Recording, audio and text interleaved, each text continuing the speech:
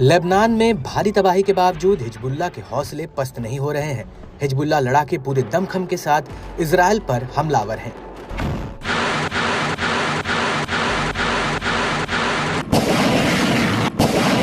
Lebanon से आए दिन हमलों की ताबड़तोड़ सीरीज ने इजराइल के कोने कोने में तबाही मचा रखी है। हिजबुल्लाह ने इजराइल को एक और धमकी दी है। समूह ने ऐलान किया कि तबाही का बदला तबाही से लिया जाएगा। इस कड़ी में लेबनानी प्रतिरोध ने रॉकेट बैराज, तोपखाने के गोले और ड्रोन से उत्तरी इजराइल में कई इजरायली मिलिट्री साइटों और बस्तियों को निशाना बनाया।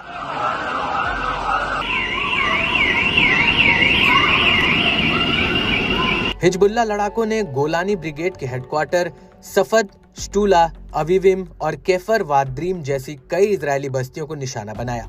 प्रतिरोध ने इजरायली ड्रोन और बख्तरबंद टैंकों को भी अपना आसान शिकार बनाकर इजरायली बलों को दहलाया। खास बात है कि हिजबुल्लाह लड़ाके एक साथ दो मोर्चों पर जंग लड़ रहे हैं। एक तो लेबनान से इजराइल पर हवाई हमलों की बौछार कर रहे हैं। इसके अलावा लेबनान में घुसी इजरायली फौज से भी गुरिल्ला युद्ध लड़ रहे हैं। दोनों की जगह हिजबुल्लाह ने इजराइल को बैकफुट पर ढकेल रखा है।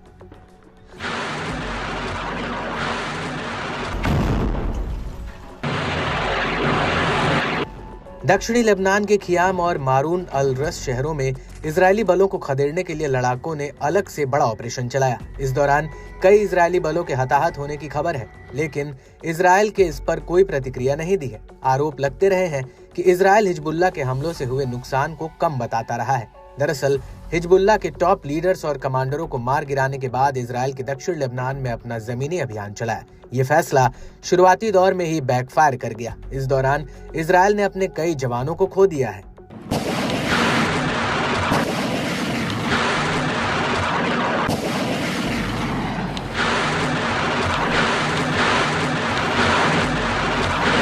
डिफेंस एक्सपर्ट्स की माने तो हिजबुल्लाह के ताबड़तोड़ हमलों का मकसद इजरायली बलों को डिफेंसिव बने रहने के लिए मजबूर करना है, ताकि हिजबुल्लाह लड़ाके इजराइल पर जबरदस्त दबाव बना सके। माना जा रहा है कि इसमें समूह को बड़ी कामयाबी भी हाथ लगी है। इस बीच इजरायली मीडिया ने दावा किया कि दक्षिण लेबनान में आईडीएफ के कब्जे वाली एक इमारत को विस्फोट से उड़ाया गया।